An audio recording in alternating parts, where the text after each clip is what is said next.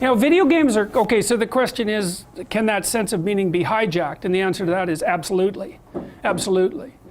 Because you could say that the ultimate sense of meaning is composed of the union of fragmentary senses of meaning, and the fragmentary senses of meaning can be overwhelmingly powerful. Anger, sexual lust, and the sorts of things that you experience when, say, when you're playing a video game, which are very carefully calibrated to keep you on the edge of exploration, let's say.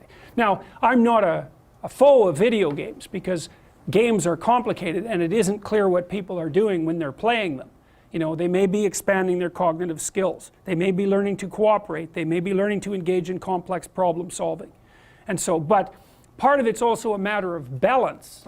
You know, 50 hours a week, probably not, unless you're going to go pro, right?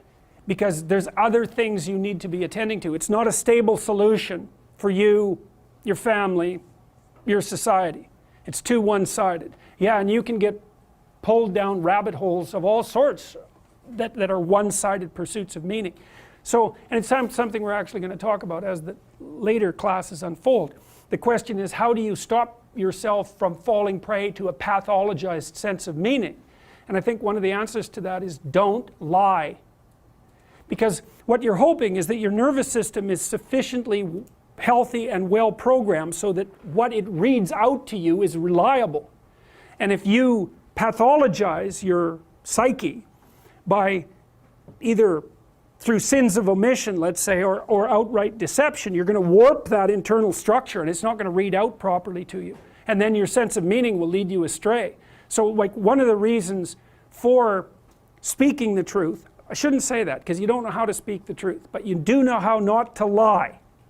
And it's a game you're playing with yourself. You can define the damn lies. No one else has to do that for you.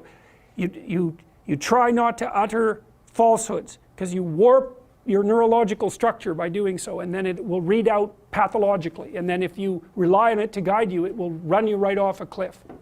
So that's why there's a moral element to this, is if you're going to rely on your sense of meaning, make sure that you don't pollute the mechanism.